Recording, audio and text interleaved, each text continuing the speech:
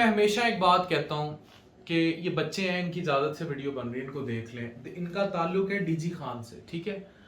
इनके cousin marriage थी parents में, अब जेनेटिक टेस्टिंग है नहीं और हमारे यहाँ ख़ानदान दर ख़ानदान शादियाँ कर दी जाती हैं।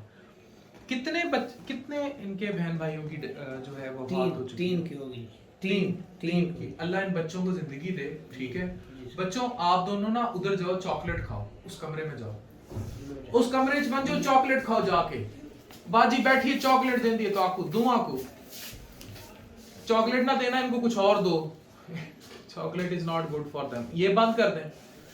तो इनको एक बीमारी है मारूसी, जिसमें कॉपर का कंटेंट, कॉपर जो है वो बहुत ज्यादा जिगर जो है बनाने लग जाता है और वो कॉपर फिर खून में बहुत ज्यादा हो जाती है। धात है एक, विल्सन डिजीज इसको कहते हैं।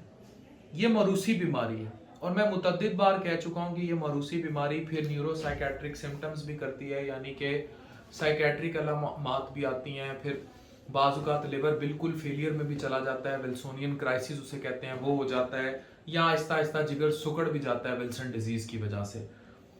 तो इनके 3 बच्चे इस बीमारी में जा चुके हैं और बाकी 3 बच्चे अभी हयात हैं, जिनमें से ये जो मेरे सामने तौकीर बच्चा बैठा है, इसको भी विल्सन डिजीज है। जो सबसे बड़ा इनका भाई फौत हुआ है, वो 22 साल की उम्र में फौत हुआ है। 22 साल की फौत हुआ है। जी जी फौत। तो मुझे ये बताएं कि आपकी जब आपके क्या लगते हैं बच्चे? मेरे बेटे हैं। आपके बेटे हैं। तो किसी ने मतलब खानदान में जब इनको ये मर्ज लाहक हुआ, चीजें हुई, कोई टेस्ट वगैरह कराया गया हो या बताया गया हो कि भाई जेनेटिक टेस्टिंग जो है, तो खानदान में कितनी शादियां आपस में खानदान में करते हैं? काफी शादियां की खानदान में किसी और को भी ये बीमारी है? काफी बच्चों को है जी। काफी बच्चों को है और लोगों को भी है जी, और बच्चों को भी है। किसके बच्चे हैं और जिन्हें है? वो जो मेरे कजन है जी, उनको भी है। उनको भी है। किस कजन को है? वो कजन के बच्चे हैं जी, 3 बच्चे। तब भी आपस में शादियां करते जा रहे हैं? अब पता चला है जी, पहले पता नहीं था। कजन्स में शादियां, कितने कजन्स में आपस में शादियां हुई और कितने बच्चों को ये बीमारी है? 10-12 कजन अपना वो हैं, शादियां हुई हैं। और बच्चे कितने मुतासिर हैं? बच्चे 6-7 बच्चे और मुतासिर हैं सर। और टोटल वफात कितनों? 3 तो आपके बच्चे फौत हुए हैं ना, और टोटल कितने फौत हो चुके हैं? और 6 बच्चे और फौत हो चुके हैं। 9 बच्चे फौत हो चुके हैं। एक ही खानदान में 9 बच्चे फौत हो चुके हैं। ATP 7B जीन म्यूटेशन जो विल्सन डिजीज में होती है, उसकी वजह से कॉपर जमा हो जाता है, जिस्म के हर हिस्से को मुतासिर करने लग जाता है, स्पेशली इफेक्ट्स लिवर, और फिर लिवर ख़त्म होने लग जाता है, और फिर इवन हर तरह के असरात होते हैं, इनके ब्रेन पे भी असरात होते हैं और ये सारा कुछ। और अगर लिवर जो है बाज़-औक़ात फेलियर में जाके ख़त्म हो जाता है या फिर सिरोसिस हो जाती है, लिवर जो है सुकड़ जाता है अल्टीमेटली विद टाइम, और ये कॉपर इनको नुकसान देती है। 9 बच्चे एक ही ख़ानदान के, उन बच्चों को मैंने इसलिए भेजा ताकि वो ये बातें ना सुने।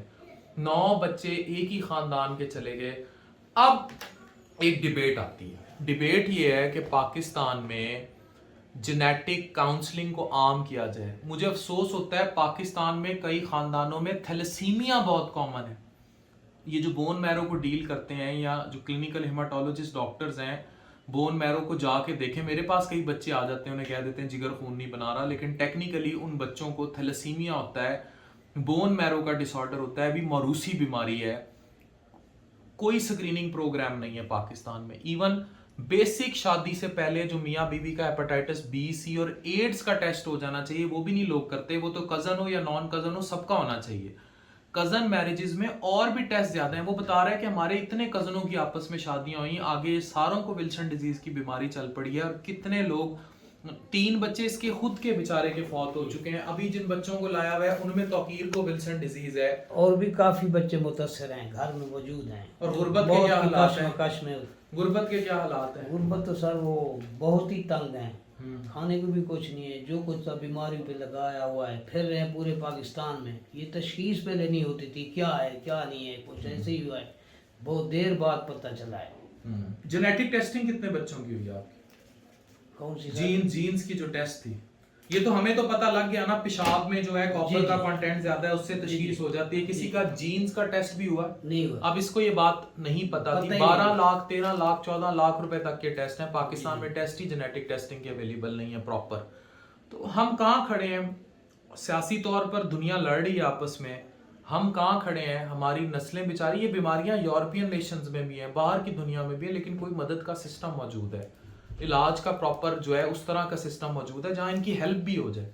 अब ये ज़ाती तौर पर मैं मदद कर दूं या हम जितनी हेल्प कर दें वो हो रही है गवर्नमेंट लेवल पे जो कुछ है, लेकिन ओवरऑल पीछे रोकना है। पीछे रोकेंगे जब आप काउंसलिंग करेंगे, जब लोगों को अवेयर करेंगे, आगाह करेंगे।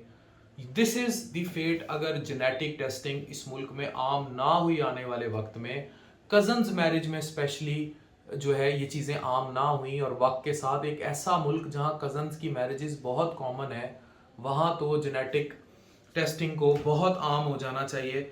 विल्सन डिजीज इज क्लियरली एक डिजीज है, ये ऑटोसोमल रिसेसिव डिसऑर्डर है, और बोथ पेरेंट्स जो हैं दोनों की नॉर्मल जीन होती है, और इसमें कॉपर अकोमुलेट हो जाती है इन योर लिवर, ब्रेन और अदर वाइटल ऑर्गन्स।